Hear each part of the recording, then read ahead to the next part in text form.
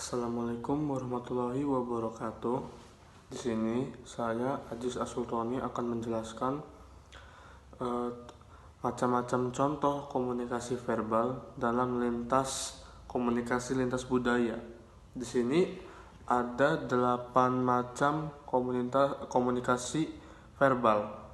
Di antaranya itu yang pertama, intonasi berbicara. Intonasi berbicara adalah satu contoh yang bisa diamati dalam komunikasi lisan dan di dalam komunikasi lintas budaya. Kita bisa melihat bagaimana intonasi orang-orang berbeda pada saat berbicara itu. Katakanlah contoh, orang dari suku Jawa biasanya cenderung bertutur dengan intonasi yang lebih lemah atau lebih halus ketimbang dengan suku Batak gitu. Yang kedua, ada konten pembicaraan. Konten pembicaraan juga menjadi contoh dari komunikasi lisan ini atau komunikasi verbal ini. Sebagai contoh, sekelompok orang dari budaya tertentu mungkin akan lebih tertarik membahas mengenai kebudayaan mereka dibandingkan dengan mendengarkan kebudayaan orang lain atau hal-hal yang berbau dengan kebudayaan luar itu mereka tidak didengar. Seperti itu. Yang ketiga, ada waktu pembicaraan.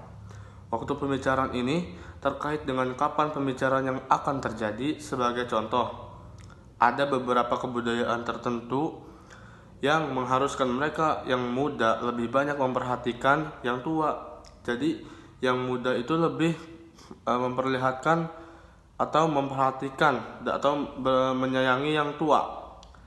Ada pula yang membebaskan orang kapan saja ia ingin mengekspresikannya. Oke.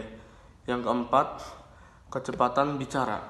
Kecepatan dalam berbicara ini juga merupakan contoh komunikasi verbal dalam komunikasi lintas budaya. Kecepatan berbicara tentu saja berbeda dengan yang satu dengan lainnya. Ini bisa dipahami sebagai perbedaan yang memang signifikan dan cukup berpengaruh.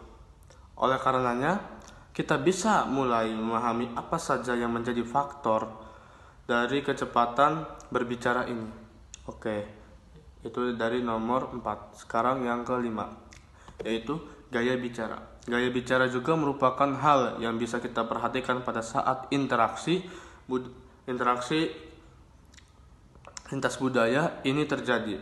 Pembawaan seseorang akan menampilkan karakteristik budaya yang bawa. Ini merupakan sebuah hal yang memang wajar bisa kita perhatikan. Jadi pembawaan seseorang itu bisa terlihat dari gaya bicaranya. Seperti apa dia gaya bicaranya, kita bisa memperhatikan dari situ. Yang keenam, bahasa. Bahasa juga tentu saja menjadi perbedaan dalam komunikasi lintas budaya ini.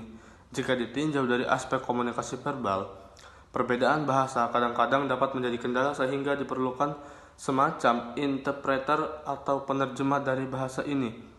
Jadi seperti bahasa daerah Sunda atau bahasa Jawa berbeda, diperlukannya penerjemah atau diterjemahkannya supaya orang yang tidak mengerti kedua bahasa tersebut bisa dipahami. Oke. Yang ketujuh, ada kontak. Kontak lebih berfokus kepada hal-hal apa saja yang diperhatikan pada saat terjadi suatu interaksi. Ini bisa kita lihat terutama pada saat kita memahami seseorang melalui kontak.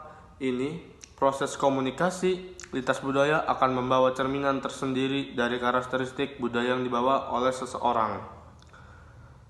Yang kedelapan, yang terakhir ya, cara mendengar. Terakhir, cara mendengar yaitu terkait cara mendengar. Sebenarnya ini juga berkaitan dengan kontak tadi. Pada dasarnya, umpan balik yang diberikan bisa menjadi tanda bahwa orang lain menyimak atau dengan baik isi pembicaraan melalui komunikasi lisan yang sedang dilakukan dalam konteks komunikasi tersebut. Jadi, beberapa macam contoh di atas tentu merupakan konsep secara umum. Yang 8 cara itu secara konsep secara umum. Komunikasi lintas budaya merupakan hal yang memang familiar dan bisa kita temui dalam sehari-hari. Contoh komunikasi verbal dalam komunikasi lintas budaya bisa menjadi sebuah hal yang menarik yang ada di dalamnya. Jadi komunikasi verbal itu bisa menjadi sebuah hal atau sebuah acuan menarik yang ada di dalamnya itu. Sekian, saya dari Ajis Asulroni dari jurusan Ilmu Komunikasi Untirta, jurusan konsentrasi marketing komunikasi. Sekian, wassalamualaikum warahmatullahi wabarakatuh.